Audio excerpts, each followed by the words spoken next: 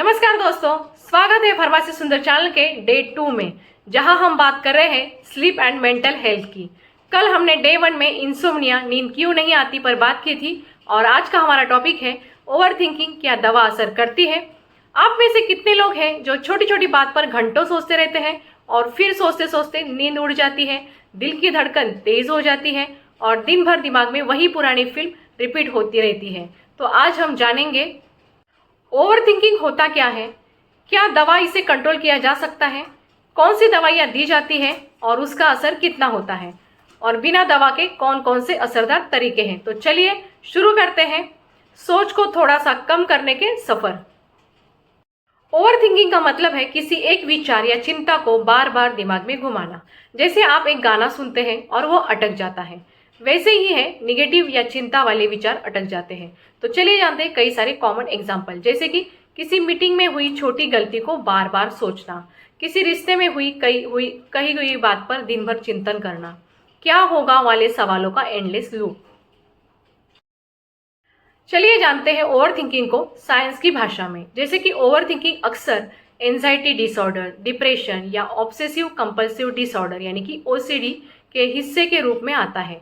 दिमाग का अमाइगडाला यानी कि फियर सेंटर और प्रीफ्रंटल कॉर्टेक्स यानी कि डिसीजन सेंटर ओवर एक्टिव हो जाता है और नींद, मूड और हेल्थ सब प्रभावित होते हैं।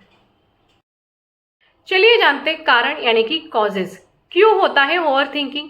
तो चलिए जानते हैं उसके कारण विस्तार से। सबसे पहला है बायोलॉजिकल कारण। उसमें सबसे पहला आता है न्यूरोट्रांसमीटर इम्बैलेंस, जैसे कि सेरोटोनिन, डोपामाइन, गाबा में कमी। और दूसरा है हार्मोनल बदलाव यानी कि हार्मोनल इम्बैलेंस, जैसे कि कॉर्टिसोल यानी कि स्ट्रेस हार्मोन ज़्यादा बनना। चलिए जानते हैं साइकोलॉजिकल कारण क्या है। नॉर्मली उसमें आता है over responsibility, low self confidence, perfectionism, ये कई सारे कारण होते हैं। और तीसरा है लाइफस्टाइल कारण, जैसे कि ओवरवर्क, नींद की कमी, social media comparison, emotional trauma. यानी दिमाग में केमिकल और सोच दोनों का कॉम्बो रिस्पॉन्सिबल है। और यही वजह है कि कई बार सिर्फ मोटिवेशन स्पीच नहीं बल्कि मेडिकल हेल्प भी ज़रूरी होती है। तो चलिए जानते हैं क्या दवा असर करती है। आपको समझाती हूँ एक सिंपल एक्सप्लेनेशन थ्रू। सबसे पहले जानते हैं कि दवा ओवर थिंकिंग का डायरेक्ट इलाज नहीं करती, लेकिन अगर इसका कारण एंजाइटी या डिप्रेशन है तो दवाइयाँ ब्रेन केमिकल्स को बैलेंस करने के हेल्प करती है। चलिए जानते हैं कॉमनली प्रिस्क्राइब मेडिसिन के बारे में। सबसे पहला आता है SSRIs यानी कि सिलेक्टिव सेरोटोनिन रीअपटेक इनिबिटर्स, जैसे कि मैं आपको एग्जाम्पल के थ्रू समझाती हूँ। सबसे पहला एग्जाम्पल है एसिटोलोप्राम, सर्ट्रालिन आणि फ्लोएक्सेटिन। चलिए जानते हैं ये दवाइयाँ क्या असर करती है। सबसे पहला है सेरोटोनिन बढ़ाकर मूड स्टेबलाइज करना, एंजाइटी कम करना। और टाइम क्या लगता है, तो नॉर्मली असर दिखने में 2 या 6 हफ्ते लगते हैं। दूसरा है SNRIs यानी कि serotonin nor epinephrine reuptake inhibitors. तो चलिए जानते हैं इसके एग्जाम्पल। सबसे पहला है वेनलाफेक्सिन, दूसरा है डिलोक्सेटिन। तो चलिए जानते हैं इसका असर क्या करता है। तो सबसे पहला है मूड इंप्रूव करना प्लस एनर्जी बैलेंस करना। थर्ड है बेंजोडियाजेपिन्स। तो नॉर्मली ये शॉर्ट टर्म यूज़ के लिए यूज़ किया जाता है। तो चलिए जानते हैं इसके एग्जाम्पल क्या हैं। सबसे पहला है क्लोनाजेपम, दूसरा है लोराजेपम। और इसका असर क्या करती है, तो नॉर्मली तुरंत चिंता और बेचैनी कम करती है। और रिस्क फैक्टर क्या है, तो लत लगने का खतरा है, 2 या 4 हफ्ते से ज़्यादा ना लें। चौथा है बीटा ब्लॉकर्स, जैसे कि प्रोप्रानोलॉल।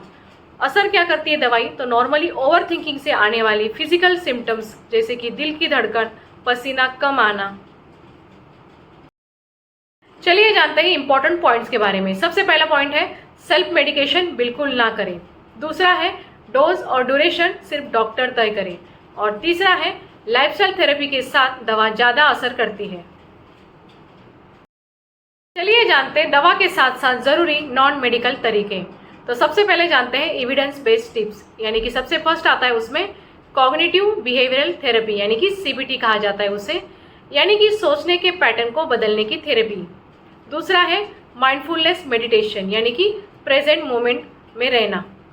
थर्ड है स्लीप हाइजीन यानी कि सोने का समय फिक्स करना, रात में मोबाइल बंद करें। चौथा है जर्नलाइजिंग यानी कि दिमाग में जो है लीक डालना।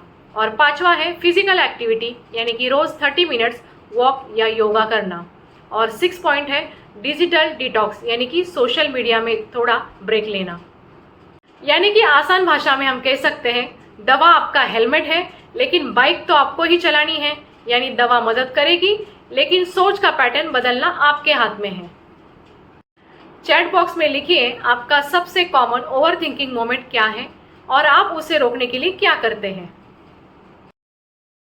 चलिए जानते हैं कई सारे सवालों के जवाब जो हमारे फॉलोअर्स और सब्सक्राइबर ने मुझे पूछे हैं। तो सबसे पहला सवाल है, क्या सिर्फ दवा लेकर ओवर थिंकिंग ठीक हो जाएगा? तो गाइज उसका आंसर है दवा सिम्टम्स कम करती है, लेकिन सोचने की आदत बदलने के लिए थेरेपी और लाइफस्टाइल बदलाव जरूरी है। तो चलिए जानते हैं दूसरा सवाल। दूसरा सवाल है दवा कितने समय तक लेनी पड़ती है? तो गाइज उसका आंसर है माइल्ड केसेस में 3 या 6 महीने और क्रोनिक में 1 साल या ज़्यादा भी। तो नॉर्मली ये दवा डॉक्टर की सलाह से लेना है, अपने मन से कोई दवा का इस्तेमाल नहीं करना है, क्योंकि सेल्फ मेडिकेशन खतरनाक हो सकता है। चलिए जानते हैं तीसरा सवाल, क्या आयुर्वेद या सप्लीमेंट मदद करते हैं? तो गाइज उसका आंसर है अश्वगंधा, ब्राह्मी, ओमेगा 3 कुछ लोगों को मदद करते हैं, लेकिन साइंटिफिक प्रूफ लिमिटेड है। चलिए जानते हैं फोर्थ क्वेश्चन, क्या बेंजोडियाजेपिन सेफ है? तो उसका आंसर है शॉर्ट टर्म में सेफ है, लेकिन लॉन्ग टर्म में लत और मेमोरी इशू हो सकते हैं। फिफ्थ क्वेश्चन है, क्या मेडिटेशन अलोन काफ़ी है? तो गाइज उसका आंसर है माइल्ड ओवर थिंकिंग में हाँ, लेकिन सीवियर एंजाइटी या डिप्रेशन में दवा प्लस मेडिटेशन दोनों चाहिए। दोस्तों, ओवर थिंकिंग को दवा से दबाया जा सकता है, लेकिन खत्म करने के लिए आपको अपने दिमाग को ट्रेन करना पड़ेगा। याद रखिए, दिमाग में विचार आए तो वेलकम कीजिए, लेकिन उन्हें टी देने मत बैठ जाइए। अगले दिन यानी कि डे 3 में हम बात करेंगे एंजाइटी वर्सेस स्ट्रेस के बारे में। तब तक सोचिए ज़रूर, लेकिन उतना ही जितना ज़रूरी है। Stay connected, stay healthy, stay happy. हंसते रहिए, मुस्कुराते रहिए।